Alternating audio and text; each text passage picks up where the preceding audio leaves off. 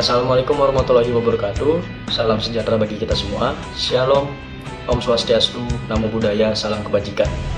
Sebelumnya izin memperkenalkan diri, nama saya Mitchell Milanis Dipakan dari kelas E Fakultas Hukum Universitas Mula Warman.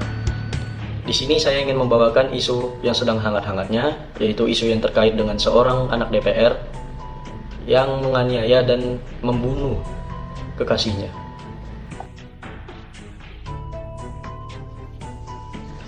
Kekasih dari anak DPR RI, Gregorius Ronald Tanur, atau yang berinisial GR, dinyatakan meninggal dunia di Rumah Sakit Nasional Hospital Surabaya. Korban yang berinisial DSA tewas diduga akibat dari kekerasan yang dilakukan oleh GR. Berkaraoke sambil meminum minuman keras, kata Kapolrestabes Surabaya, Pasmaroice. Usai berkaraoke, pasangan tersebut terlihat mengalami cekcok yang sempat disaksikan oleh petugas security Black Hole KTV. Cekcok tersebut mengarah pada tindakan-tindakan kekerasan yang setelahnya dilakukan oleh pelaku. Tersangka GR melakukan beberapa tindakan kekerasan kepada DSA usai terlibat percekcokan. Di dalam lift, korban ditendang oleh pelaku hingga korban jatuh terduduk. Dan kemudian setelah duduk, saksi GR melakukan pemukulan kepala korban DSA sebanyak 2 kali dengan menggunakan botol minuman keras. Ini sesuai CCTV, ujar Pasma. Tidak berhenti di sana, tindakan kekerasan kembali terjadi ketika keduanya berada di parkiran. Korban dilaporkan sempat tergilas dan terseret sejauh 5 meter oleh kendaraan pelaku. GR memasuki mobil di kursi pengemudi, selanjutnya mobil dijalankan oleh GR dari parkiran belok ke kanan, sedangkan posisi korban di sebelah kiri, sehingga mengakibatkan korban terlindas sebagian tubuhnya dan terseret sejauh 5 meter kurang lebih, ucap Pasma. Korban DSA sempat mengirim pesan suara sambil menangis saat dianiaya oleh GR ke temannya. Dia mengirim pesan tersebut sebelum tak sadarkan diri. Pengacara korban juga mengatakan DSA dan GR memiliki hubungan asmara sejak 5 bulan terakhir. Namun belum diketahui apa yang membuat mereka cekcok hingga terjadi penganiayaan.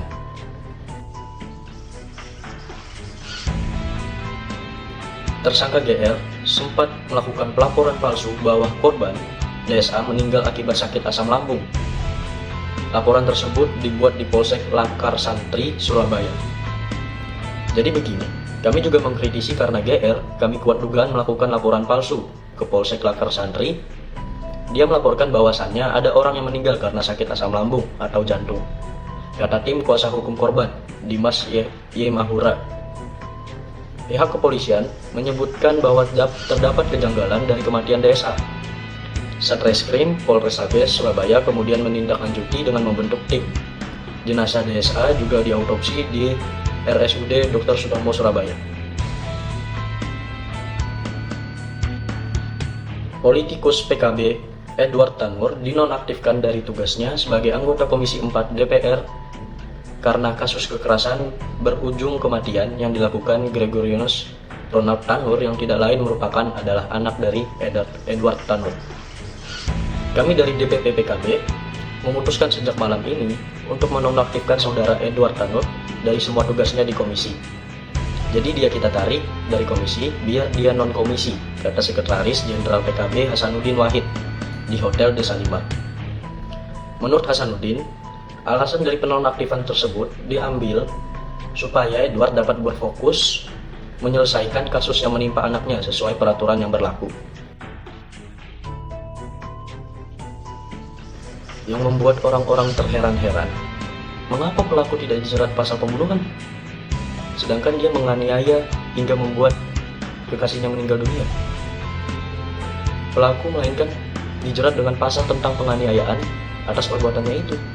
Dia terancam hukuman 12 tahun dengan sangkaan pasal 351 ayat 3 KUHP atau pasal 358 KUHP dengan ancaman 12 tahun penjara, kata Kapolres Tabes Surabaya.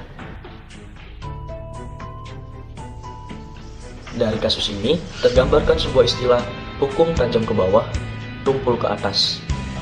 Maksudnya, adalah kebanyakan penegakan hukum di negeri ini lebih memihak kepada kalangan atau kelompok kaya, ataupun penguasa, daripada kelompok masyarakat miskin atau rakyat jelata.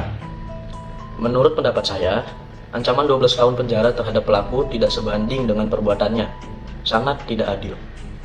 Yang dimana ia telah melakukan penganiayaan sekaligus pembunuhan dan seharusnya juga dijerat pasal 340 KUHP tentang pembunuhan. Demikian isu yang saya sampaikan terkait seorang anak DPR yang menganiaya dan membunuh kekasihnya. Saya Mitsa Melnesipakan, pamit undur diri. Terima kasih telah menonton.